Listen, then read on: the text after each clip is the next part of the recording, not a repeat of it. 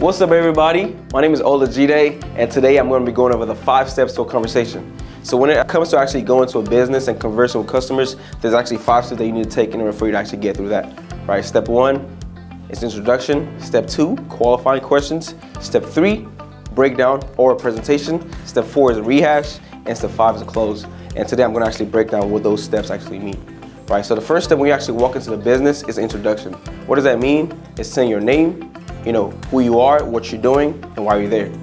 And pretty much going to the business, you need to have your C factors, as we can see up there, right? C factors are pretty much mean smile, enthusiasm, and eye contact. And what does a smile mean? Obviously, you're going to go in there, smile to the customers, and that's actually going to break the guard down, right? Having enthusiasm, what that does is actually builds a, curiosity when you're speaking to the customers, right? When you're talking to people and you sound super excited about what you're saying, they're going to actually want to hear what you're talking about. Like, why is this guy super excited?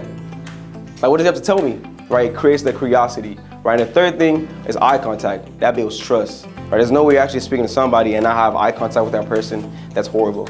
Right? That actually builds a trust with the customers. And once you have that down, letting them know your name, obviously, who you are, why you're there, then you move over to the next step. What's step 2? Qualifying questions. Right? Now, the main goal of qualifying questions is to actually create a problem. Find out, what can I actually sell to these customers? Right? There's no way you go through a sale and not find out what the customer currently has, right? So the main qualifying questions is, who the current provider is, what kind of service they're receiving from the current provider, and how much they're paying. And throughout those whole series of questions, your main goal is to, kind of create a problem. Because there's no way for you to actually show a presentation, which is the next step, without actually creating a problem. It's like trying to show a solution when there's no problem. It doesn't make any sense, right? Right? So that leads me to the next step, which is step 3. Step 3 is a presentation or a breakdown. And step 3, your main focus is that you've created a problem in step 2, and now you want to focus on actually showing them a solution to that problem. While you're doing this presentation, your main focus is to create a wow factor, right? Because you showed us a solution, right? And the customer is like, wow, I'm intrigued. Now I actually want to buy whatever you're trying to sell, right? You're building value, right? You're talking about the 3 Ps: product, plan, and price. You want to go over the part that the customer is getting, the plan that comes with it, and the price that they're getting. You have to go in a certain order, right? Making it make sense. Right, go and explaining what the product is actually getting. And your main goal throughout this step is to keep it super simple. You don't want to go into any extra depth explaining what it is, because that's what the next step is for, which is a rehash. Right, and when you get to step 4, you're rehashing, you're going to go over the problem that you created, just briefly.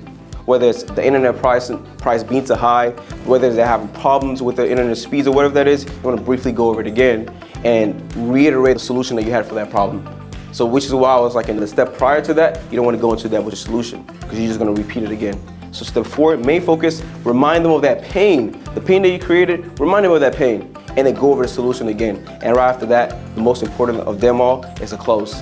You cannot go through all 4 steps and then get to the 5th step and just stare at the customer. You have to close, right? That's the most important step. So close, you got to make it make sense. You created a problem and you want to close off of that problem. Remind them of the problem once again when you're closing, so it actually makes sense for the customer to actually go ahead and make the deal today.